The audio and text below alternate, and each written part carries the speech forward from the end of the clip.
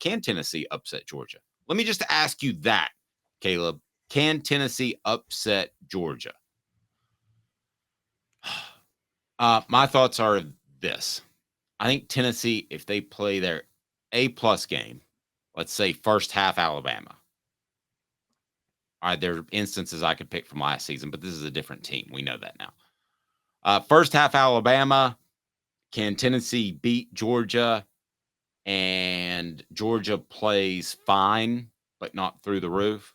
Yes, at home. I don't think there's any question that Tennessee can beat Georgia. I have zero question in my mind, as a matter of fact. Caleb, what do you think? Not will, but can. I asked the message board this. Can Tennessee beat Georgia? And let me hear your take. There you go. What do you think, Caleb? Let me break this down for you guys real quick. Yes, they can. I don't know if you know this, Dave, but Vegas had the line at 8.5 before last week. They moved it to 9.5. Now, you would think after Georgia just blew out a top 10 team by 35 and Tennessee got blown out by Missouri that they would move that line like 3 or 4 points, right? They didn't move. They moved it 1 point. They moved it just 1 point, meaning, and it was a one possession game last week. So meaning they still think there's a possibility. You taught me this, Dave. And I'm going to bring, I'm getting, guys, I've learned a lot from Dave and I give him a lot of shout outs when I talk to him on the show, but then I use the information he gives me to win debates against him later. But, very true. So basically one of the things you taught me was my whole life I watched football, and the idea of getting up or not getting up for games, I thought it was about that Saturday. But you are right. Whether or not you play well in a game because you were motivated has nothing to do with once kickoff starts. It has everything to do with how you practice the week leading up to it. And so the Georgia game, the Ole Miss game last week, let's think about this for a minute. Georgia, yes, they blew out Ole Miss, and everybody was ready to say this is how they look. They were practicing their guts off all week because they knew the East was in play to win. So even though they knew they had already clinched the East when Tennessee had lost, because of how they practiced all week, they still were ready to blow out Ole Miss in that game. Dave, I got to be honest. I think they poured so much into that. I think it's very possible Georgia takes this week off, even if they're going to visit Tennessee. And they're a program that is known for doing that, so it's not a reach. It's not a reach. There was a point during Alabama's dynasty that they were pummeling everybody every single week, right? And for them to stumble, even have a close game, was like, whoa, what's going on? Georgia has close games 2 times out of 3. So they do.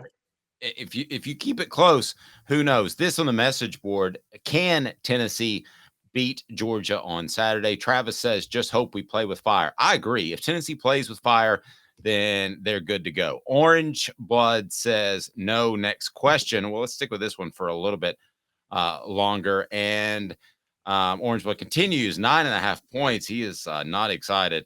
I bet Heupel's next paycheck, Orange Blood says, we can't beat them. All right, Orange Blood, and lastly, I'm just going to say, oh, come on, Orange Blood, don't be a boob. Tennessee will beat Georgia because Dolly Parton will be in attendance, that we just heard. So did you purposely say don't be a boob before you brought up Dolly Parton? Absolutely not at all. I would never do that. I think Tennessee can. Am I crazy to think Tennessee can beat Georgia? And what would it mean for the program, Caleb, if they did? It would be huge for the program. It would, again, we talked about it. I think 8-4 would be a mild disappointment, but 9-3 with the win over Georgia, like that's maybe hitting par. Would you say? Wouldn't you say that's about hitting par this year? 9-3 with the win over Georgia. I would say. I think this one game, and I hate to, Caleb, I hate to say this, but I think this one game would make the season better than par. I think it would be a successful season, whereas I think if they lose to Georgia because of what's happened previously, we're going to be saying 9-3 is a disappointing. 8-4 would be a disappointing season. If you beat Georgia, I think you say it's a very successful season and a step in the right direction. In fact, yeah. And it's you mentioned something earlier, and I kind of agree because of the NIL and scholarships, the players owe a debt to the program. If you're Tennessee players, you owe a debt to yourself to play this game well, right? This is not, Dave and I are going to be fine covering you next week if you win or lose. We're good, okay?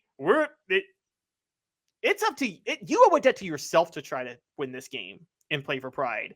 And no, I totally agree. It says a lot of good things about the program long term. And again, Tennessee hasn't lost at home in 2 years. They haven't lost at home in 2 years. Georgia has been playing down to opponents. I have not seen Georgia yet get up for 2 weeks back to back. Have you? No, Since not in a year and a half.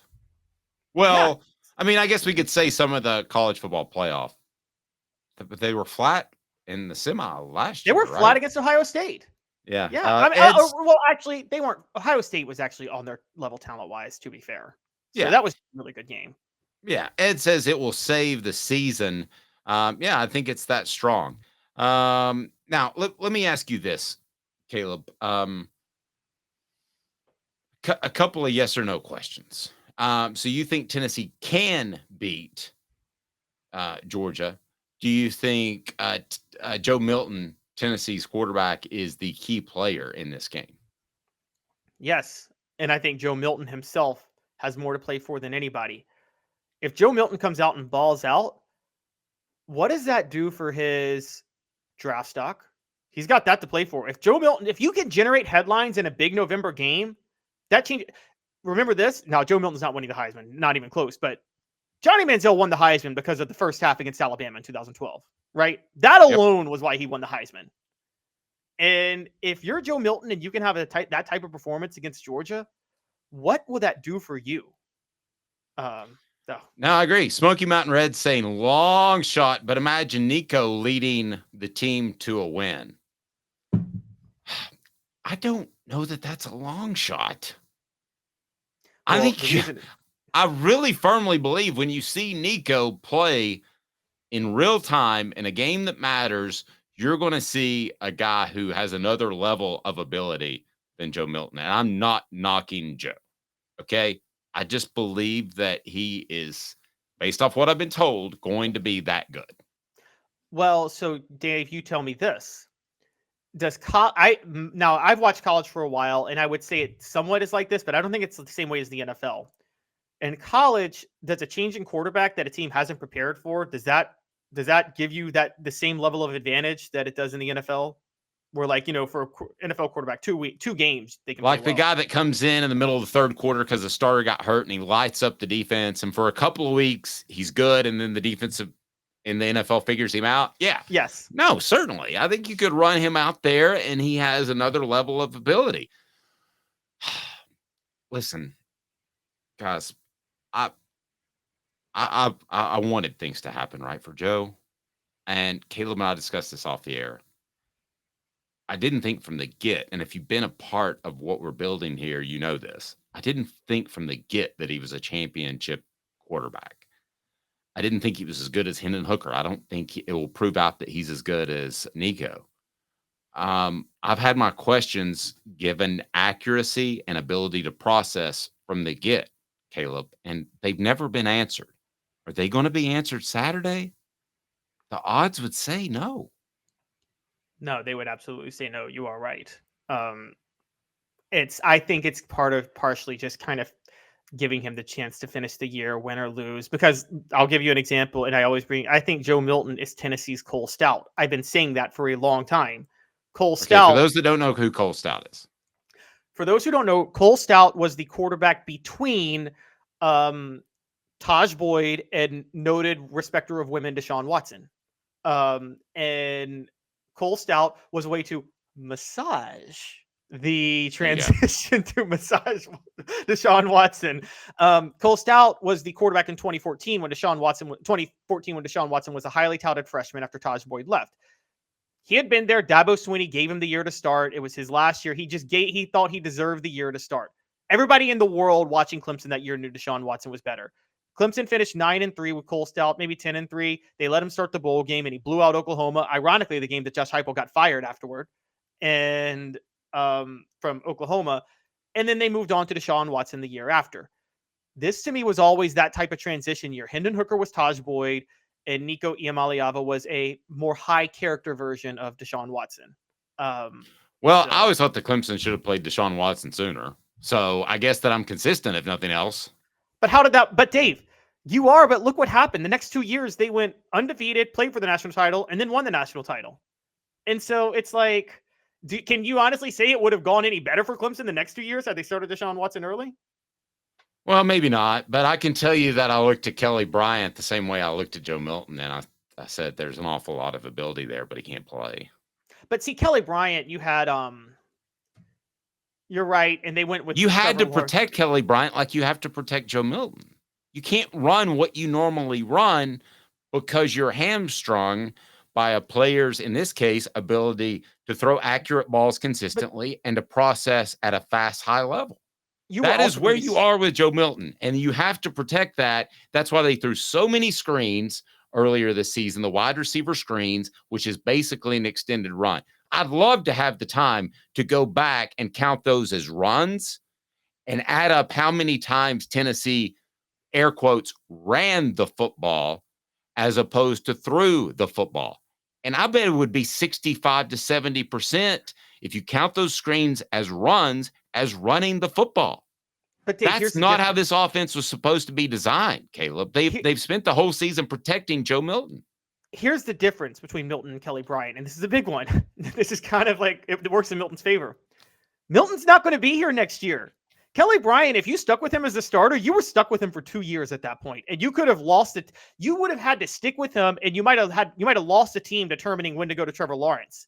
So Davos, when he was able to ease him into the transfer portal, and like, I got to go with Trevor Lawrence now, because if I don't go with him now, he might even transfer because he's not going to be starting next year. I'm going to be stuck with Kelly Bryant.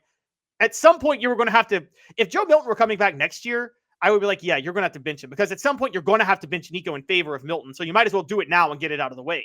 But because you know he's not coming back next year, I think it makes it a little easier to just kind of, ease it through. And I do think Joe Milton right now gives them a better chance to beat Georgia on Saturday. Okay, I would argue that point. But let me ask you the whole concept of being the kumbaya feel-good college football program of the nation the past year and a half. It would affect some of Tennessee's upperclassmen. Do you think that's the case? Portions of the program brought to you by Rick Terry Jewelry Design. They want to be your jeweler. Looking for affordable game day jewelry? How about the Fire Opals, a Tennessee tradition? RickTerryJewelry.com. Please go to RickTerryJewelry.com. Support our sponsors right down there. So what about that concept? You could break up the kumbaya love that is Tennessee's football program. The culture will be destroyed. Tennessee may never recover if you bench Joe Milton. You can tell by the way I framed the question how I feel about it, Caleb, but how do you feel about it? I feel like that's relevant only because, again, it matters that you don't have to worry about Joe Milton next year. Okay? If this was if starting Joe Milton was going to do long-term damage to your program, which would mean he would be starting next year too, yeah, I'd be like, I would have said pull the trigger after Austin Peay. I'd have pulled the trigger after Austin Peay and said go with Nico at that point. But because Joe Milton won't be on the program next year, it doesn't hurt you to finish the season with him and just keep the kumbaya together. Yeah, to me, that would be zero factor, because I think the guys know that Nico can play. I think that if he went out there and he kept Tennessee in the game against Georgia, or went out there and balled out against Vanderbilt next week, played well in a bowl game, I think everybody'd be like, hey, that guy gives you the better chance to win. Who cares about the kumbaya stuff? And besides, this is big-time college football. You can transfer in a heartbeat. You make money. You can't transfer when you're Joe Milton. To me. Losing the team is the smallest of the factors in my mind. I think not with look, Tennessee was so good in 2022 because of chemistry. They returned so much talent. Agreed. And that was a big advantage they had. So all I'm saying is that the kumbaya stuff is very, very near the bottom of the list and things that matters. But I will also say that it can be relevant when you already got nothing to play for. And Joe Milton's not going to be there next year. Again, if he was a fifth-year senior who could come back for a sixth year, I'd have a different tune. If he could have come back, again, I would have said bench him after Austin Peay and say, hey, Joe, thanks, but no thanks. You want to find another place to play your final year of football? I'll help you figure out where to transfer to, but you're not going to play here. Period. End of story. But I don't think you do that when you don't have to worry about that, when he won't be here next year and Nico will be here next year.